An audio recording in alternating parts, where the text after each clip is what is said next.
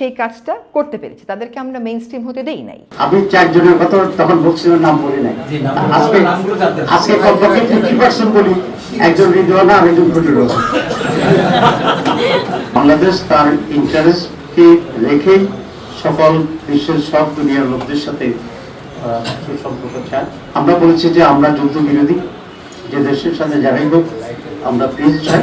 রিদওয়ানার আমি রাষ্ট্রকে বলছি এই জন্য, রিদওয়ানার ভয়েস আছে, আপনারা যদি ভয়েস শুনতে চান আমরা আপনাদেরকে শুনেছেন।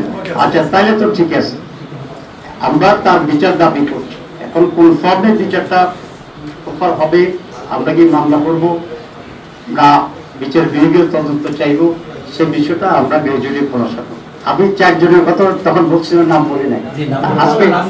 আজকে কমপক্ষে 50% বলি, একজন রিদওয়ানা আর একজন প্রতিরোধ। মার্কিন পররাষ্ট্র সরকারি পররাষ্ট্র মন্ত্রীর সাথে আজকে আমাদের কথা হয়েছে। আমরা ফাংশনের একটা টিম গিয়েছিলাম,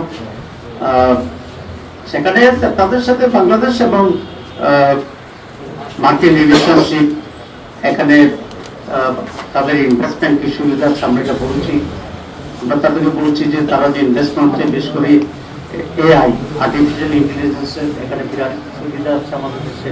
সে ব্যারেন্ট ফিল্ড এখানে তারা ব্যাপক ইনভেস্ট করে, তাহলে আমাদের ছাত্রদের এবং যুবকদের জন্য বিরাট কর্মসংস্থান হচ্ছে। আমরা বলছি যে বাংলাদেশ তার ইন্টারেস্টকে রেখেই সকল বিশ্বের সব দুনিয়ার লোকদের সাথে সুসম্পর্ক চায়।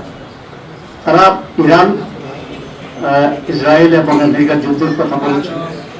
আমরা বলেছি যে আমরা যুদ্ধ বিরোধী, যে দেশের সাথে যারাই হোক আমরা পিস চাই, এবং কোনো দেশের যদি কোনো কনফ্লিক্ট থাকে সেটা থাকতেই পারে, কনফ্লিক্টের ইন্টারেস্ট থাকতে পারে, সেটা ডিপ্লোম্যাটিক ভাবে সেটা সলভ করা উচিত। সুতরাং এই ওয়ারকে আমরা কন্ডেম করি এবং আমরা চাই আমরা মানে খুব স্বল্প সময়ের ভিতরে ডিপ্লোম্যাটিকদেরকে এই ওয়ার দেশে দেশে সবার সাথে দ্য নিউজ।